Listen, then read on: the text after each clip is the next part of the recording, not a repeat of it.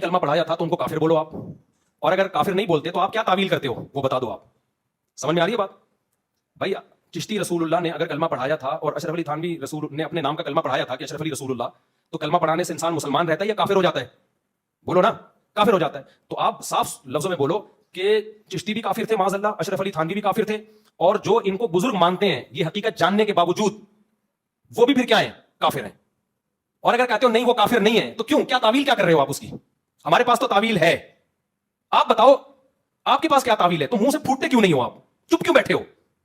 समझ रहे हो कि नहीं समझ रहे? फिर कॉन्फिडेंटली बोलो कि चिश्ती रसूलुल्लाह भी काफिर थे जिन्होंने रसूलुल्लाह बुलवाया, यानी, और अशरफ अली थानवी भी क्या थे?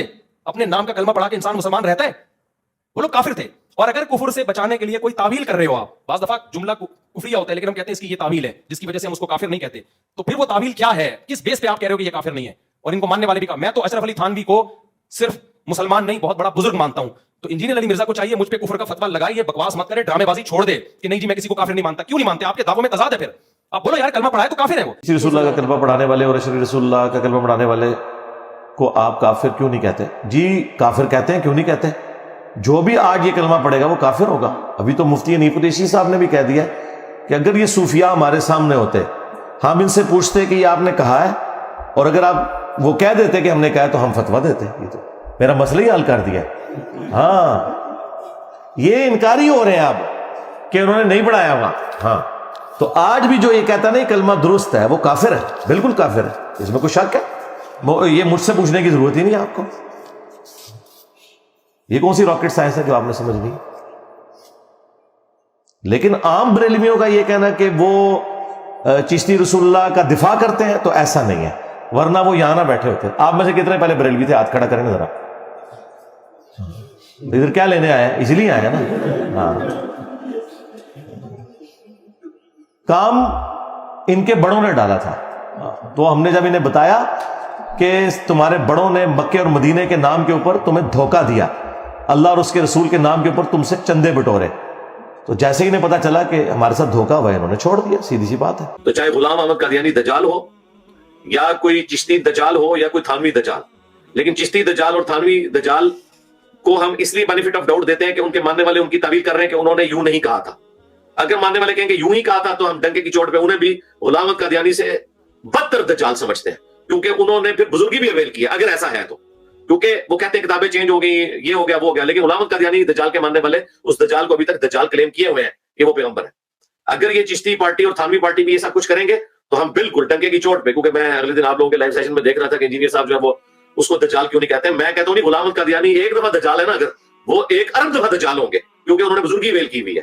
अगर उन्होंने ये वाकई कहा है, क्योंकि मैं बेनिफिट इसलिए दे रहा हूं कि मेरे सामने मौजूद नहीं है और उनके मानने वाले बैकफुट पे जा चुके हैं, वो कह रहे हैं किताबें बदल गई, हो गया, सब कुछ हो गया। ये कुछ आप भी करना शुरू कर देना तो हम आपके बारे में भी लीनियट हो जाएंगे, यानी कादियानी हो। यहाँ लोग आके हमें चैलेंज कर रहे हैं कि जी आप काफिर हैं। बिल्कुल, मैं डंके की चोट पे काफिर कहता हूं भाई। और दूसरा, मुझे तो चैलेंज करने की जरूरत ही नहीं है, आपने नहीं अल्लाह को जान देनी। मेरे जरिए आपका हिसाब किताब होना है क़यामत के दिन।